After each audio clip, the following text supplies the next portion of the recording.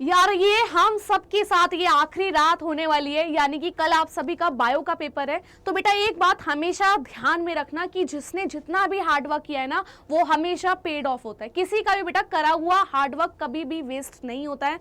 और देखो तुम लोगों ने बायोलॉजी को मेरे साथ कितने दिनों से पहले से पढ़ना चालू करा था, यानी कि जिसने बेटा पूरे साल कुछ नहीं पढ़ा था ना, मुझे पूरा यकीन है जो भी बेटा मेरे साथ जुड़ा हुआ था पहले तारीख से 5 तारीख से लेकर अभी तक, उसके अंदर बेटा हम लोगों ने सब कुछ मिलकर कंप्लीट कर लिया है। हमने कुछ भी नहीं छोड़ा है बायो के अंदर। और बेटा जब देखो अब कल कुछ भी हो, चाहे पेपर टफ आए चाहे पेपर इजी आए, ठीक है। अगर पेपर टफ आता है तो आप लोगों को मन में रखना है कि वो सबके लिए टफ है, और अगर पेपर इजी आता है तो वो सभी के लिए आसान है।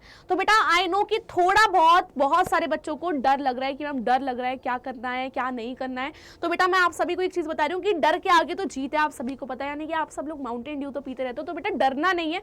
मैं मानती हूँ जिस बच्चे ने इतनी मेहनत करी है तो बेटा डर तो कहीं ना कहीं लगता है, शायद कुछ अजीब सा क्वेश्चन ना आ जाए पेपर के अंदर या कुछ भी कैसा ना आ जाए बेटा, लेकिन आपको डरना नहीं है। बस आपको अपने अंदर कॉन्फिडेंस रखना है कि जितना हमने पढ़ा है उतना हम लोग अच्छे तरीके से लिख कर आएंगे। और बेटा मैं आपको कुछ एडवाइस दे रही हूँ कि आपको कल का पेपर किस तरीके से अटेम्प्ट करना होगा।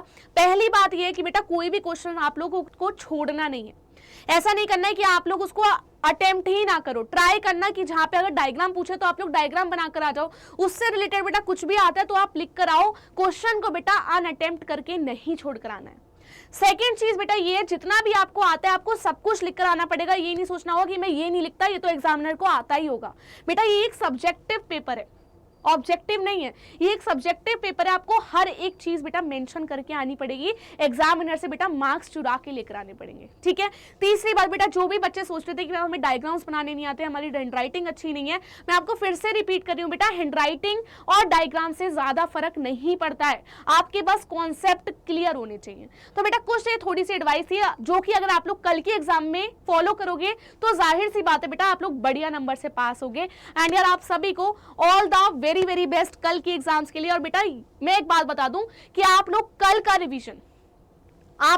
का रिवीजन अकेले नहीं करने वाले हो। मुझे आप सबकी अटेंडेंस, आप सबकी बेटा हाजिरी मुझे कल सुबह 4:30 बजे के सेशन में चाहिए, जहां हम लोग बहुत तेज रफ्तार से, ज्यादा देर का सेशन में नहीं रखूंगी क्योंकि मुझे पता है आप लोगों को तैयार होना है, रेडी होना है, बहुत नाश्ता भी करके जाओगे। तो बेटा सिर्फ मैं ये 2 घंटे का सेशन रखूंगी जिसमें मैं मैक्सिमम टू मैक्सिमम आपको सब कुछ रिवाइज करवाने वाली हूँ।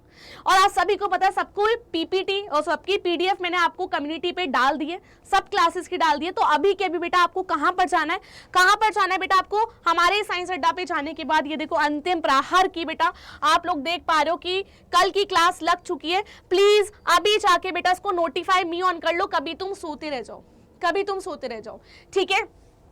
उसके साथ आप सभी को पता है कि मैंने आपको सभी चीजें करवा दी है, डरने की कोई बात नहीं है। मैंने आपको 2 मार्क्स के क्वेश्चन करवा दिए, मैंने आपको 3 मार्क्स के क्वेश्चन करा दिए, 5 मार्क्स करा दिए, हर एक यूनिट बेटा मैंने डिटेल में पढ़ा दी है। उसके अलावा बेटा मैंने आपको कंप्लीट बायोलॉजी की मैराथन तक करवा दी है। तो आपको लग रहा है आपने कुछ छोड़ के गए हो, सैंपल पेपर तक की भी मैंने करवा दी है। तो बस अब आपको डरना नहीं है, जितना हो गया उतना रहने दो। अब बस बेटा शांति से सो जाओ, क्योंकि बेटा स्लीप इज वेरी इंपॉर्टेंट। अगर आप सोओगे नहीं तो कल बेटा पेपर के बीच में आपको नींद आएगी और आप लोग अपना फुल फोकस से पेपर नहीं दे पाओगे। तो बेटा शांति से सो जाओ, ठीक है। जो भी होगा भगवान पे भरोसा रखो यार, अच्छा ही होगा। अगर आपने मेहनत करी है तो आपका आज नहीं तो कल अच्छा ही आने वाला है। और याद रहे बेटा, ये जो आपकी और मेरी जो ये बॉन्ड बना है ना इस पेपर के बीच में, ये सिर्फ क्लास 12 तक का ही नहीं है, हम लोग बेटा आगे तक जुड़े हुए हैं। कल बेटा मैं आपको पेपर के बाद हम लोग पेपर एनालिसिस भी करेंगे और उसके बाद यार हम लोग आगे की भी प्रिपरेशन करेंगे। मैं आपको पूरा गाइड करने वाली हूँ कि क्लास 12 के बाद क्या करना चाहिए क्या नहीं करना चाहिए। हम लोग तुरंत उस प्रिपरेशन में जुट जाएंगे, क्योंकि आप सभी को पता है यार, बायोलॉजी में इकोलॉजी पढ़ते हो ना, उसमें बताया था ना कि रिसोर्सेज बेटा लिमिटेड है। किसने बोला था बेटा? लॉजिस्टिक ग्रोथ में बोला था। अब मैं बोलोगे हम यहाँ भी पढ़ाना चालू कर रहे हो, पढ़ा नहीं रही, लेकिन बता रही हूँ बेटा लॉजिस्टिक ग्रोथ में क्या बताया था कि हमारे पास रिसोर्सेज बहुत ज्यादा लिमिटेड हैं, और बेटा क्या हमारी पॉपुलेशन इंडिया की कितनी ज्यादा है। तो बेटा फाइट तो करना पड़ेगा, ये हमारी आखिरी फाइट तो है नहीं। लेकिन उसके पहले आप सभी अभी आराम से सो जाओ, जितना पढ़ लिया उतना ठीक है। All the very very best आप सभी को, एंड आप सब बहुत अच्छे नंबरों से पास हो गए। हमने बेटा क्या टारगेट लेके चल रहे थे कि सबके बेटा 65 नंबर आकर ही रहेंगे, ठीक है। और बेटा आपने जितना भी हार्डवर्क किया है ना बेटा, अपने अंदर बस बिलीव रखना है, अपने हार्डवर्क पे बिलीव रखना है। उसी के साथ बेटा कल सुबह 4:30 बजे अलार्म लगा के सो जाओ। अभी के अभी 2 घंटे क्लास रखेंगे, एकदम रैपिड आप लोग मुझ पर भरोसा रखो, कल मैं आपको ऐसे टॉपिक्स करवा दूंगी ना सुबह विद चीट शीट के साथ कि आप लोग बोलोगे मैम 12 बजे आने के बाद मैम ये क्या करवा दिया, ऐसा लग रहा था कि क्वेश्चन पेपर ही वहीं से आ गया, आउट करवा दी।